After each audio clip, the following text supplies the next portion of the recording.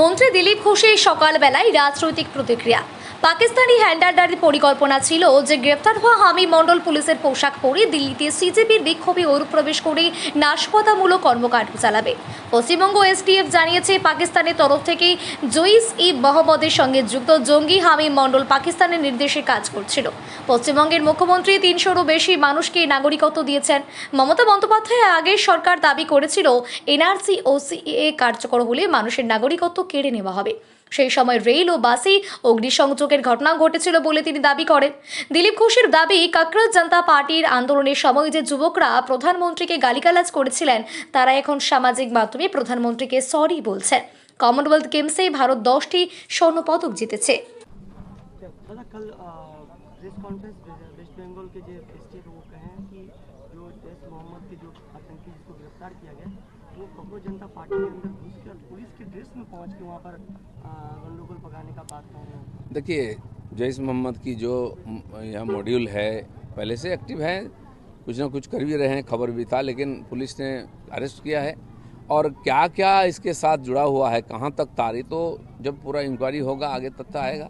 अनुमान के आधार पर, संदेह के आधार पर बहुत कुछ बातें बोला जा रहा है, इससे भी भयंकर कुछ हो सकता है। पर एसटीएफ ने कहा है कि पूरी पाकिस्तान से ये ऑपरेट किया जा रहा था, जो पाकिस्तान से बोला जा रहा था जैश मोहम्मद के लीडर की तरफ से वो ये हामिद मंडल। बिल्कुल सही है। पाकिस्तान का तार अभी क्या है कि जो इलेक्ट्रॉनिक्स माध्यम हो गया है, सोशल मीडिया, इंटरनेट हो, इसके माध्यम से आसान हो जाता है संपर्क करना, और उसी का माध्यम से ही पुलिस ने उसको पकड़ा है।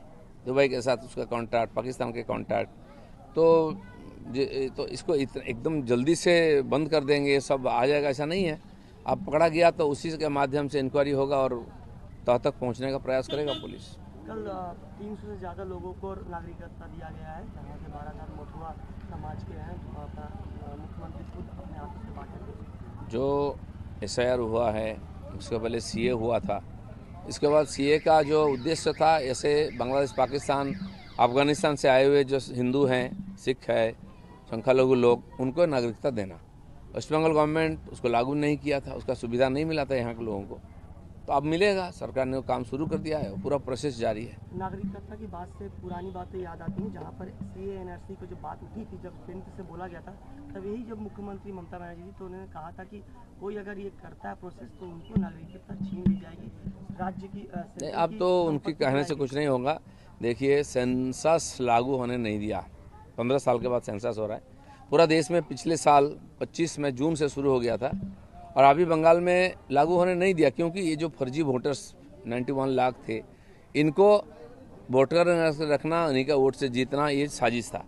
हमारा सरकार आया तो पहले ही मीटिंग से लागू कर दिया। अभी सेंसस शुरू हो गया है, मेरे घर आकर के ऑफिसर मेरा भी और सेंसस का नाम लेके गए हैं, और 15 तारीख तक हर व्यक्ति अपना सेल्फ रिन्यूएशन कर सकते हैं अपने मोबाइल के द्वारा, और सब लोग उसमें शामिल हो, फिर घर आके बाकी वेरिफिकेशन होगा।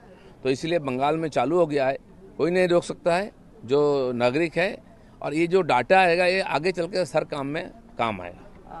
कॉकरोच के प्रोटेस्ट के समय जो युवा जो जेनजी ने गाली दी थी प्रधानमंत्री को, आज वही युवा सोशल मीडिया पे अपने सॉरी कह रहे हैं प्रधानमंत्री जी को। देखिए, युवाओं को, विद्यार्थियों को भड़काना बहकाना बहुत आसान है, और यहाँ जो आंदोलनवादी लोग हैं, कम्युनिस्ट हैं, ये बार बार ऐसा काम करते हैं, और विदेश का भी हाथ रहता है इसमें, सैकड़ों करोड़ रुपया आता है, और इन बच्चों को भड़काया जाता है। देखिए, इधर कोई धरना दे रहा है, लाठी खा रहा है, कोई 5 स्टार में पार्टी कर रहा है, ये सब तो एक्सपोज हो गया ना।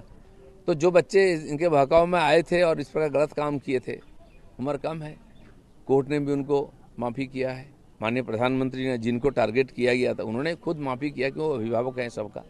तो मुझे लगता है कि जो इनके पीछे थे ये सब कराने में, उनको पकड़ना चाहिए। कॉमनवेल्थ गेम्स में दादा भारत ने 10 स्वर्ण पदक जीता है, क्या बोलेंगे? पिछले 10 साल से देखिए, खेलकूद में भारत का ग्राफ ऊपर जा रहा है। खेलो इंडिया जो योजना लाया है सरकार ने, उसमें गांव-गांव से, स्कूल कॉलेज से लेकर बच्चों को ट्रेनिंग दे करके तैयारी किया जा रहा है। नीरज चोपड़ा को गोल्ड मिला था, विदेश भेज कर उनको ट्रेनिंग किया था, और आज कुश्ती है, बॉक्सिंग है, जहां परंपरागत हमारा अच्छा था और भी अच्छा हो रहा है।